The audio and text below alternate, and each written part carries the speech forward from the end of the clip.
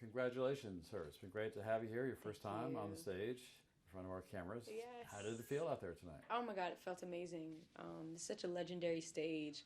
And I'm so young, you know, like the artists that came before me, I've looked up to. So to be on that stage, it's so telling, you know, to what my journey has been like. So much has happened so quickly. But this was probably a highlight of this year. I think you wrote your first song when you were like 9 years old. Yeah, maybe even younger, like 7 or 8. But my dad's a musician. Like I was saying, he's watched Austin City Limits, so I've watched since I was a kid. And we just did music for fun in the house. And eventually got signed to RCA when I was 14 years old, long story short. And just developed as an artist. You're not the same person at 14 you are at 18, 19, 20. I'm 22 now, and I've accomplished so much. And this is just the beginning. That's the scary part. Like, that's the beauty of it. And yeah, music has just been, it's been a given. It's just been a natural instinct of mine to want to play an instrument instead of play outside, you know, or write a song about how I'm feeling that day, you know, whatever it is. Music has just been there. It's been that outlet for me.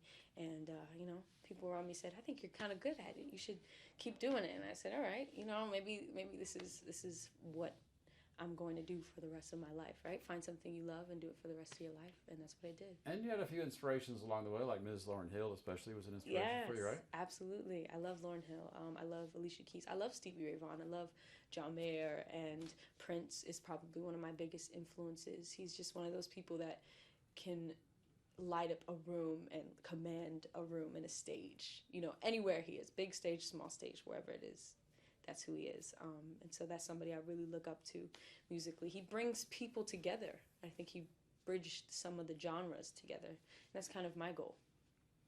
You've also been a fan of spoken word. How has that influenced you? I love spoken word.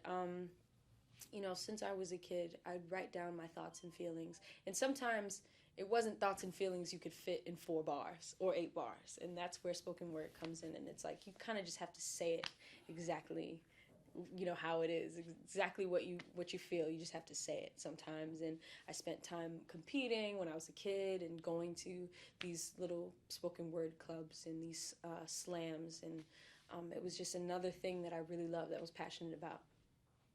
You decided to go under the name H.E.R. instead of your own natural name. And some people called you a bit of an enigma, a bit of a mystery. Almost like this is some sort of a PR gimmick, you know, that right. she doesn't want us to know who she is. But the reality is, it was just the opposite, right?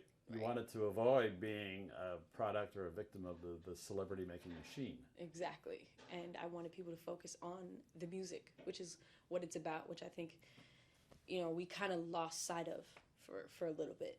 I wanted to put the focus back on the music and back on the message and the story. And, you know, it's kind of hard as an artist to release music that's so honest, especially when you're growing up, you know, as a young woman. It's like, oh, I feel like I'm reading my diary for everyone. I'm telling my stories. And so this was the best way for me to release this honest music. And it was also a way to make it about the music again. And nobody knew how old I was, what I looked like, you know, nothing.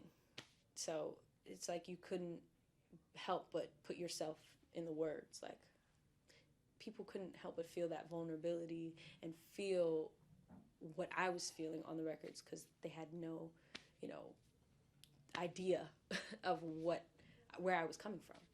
It was very selfish when I first released my project, because I had no idea that other women were going to say, oh, I feel you, you know, I go through that too. Had no idea that was going to be the case. So to be that voice now is like to another level, like, wow, okay, now I have a voice, I have a responsibility, and I'm speaking, you know, for people who have a hard time putting together, you know, what they feel, and I'm saying the things that sit in the back of people's minds. And so I have that connection, you know, when I perform with the audience. Do you think much about the future?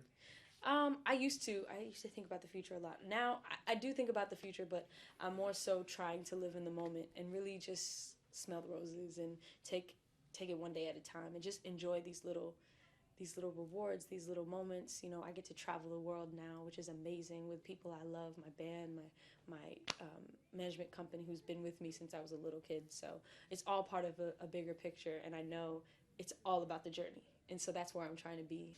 But yeah, you know, I used to have a vision board in 2016, and I wrote everything down and accomplished pretty much everything on that board. You know, there was a Grammy nomination on there, and I got 5 Grammy nominations, and I won 2 Grammys. So I think when thinking about the future now, I have to dream a little bit bigger, you know, now that so much has happened in a short period of time. And yeah, who knows what's going to happen. Now, there's a lot going on in this moment right now anyway, so you might as well enjoy it. Right, you know, exactly. Make the most of it. You've got a long, good road ahead of you too. Thank so, you. You know,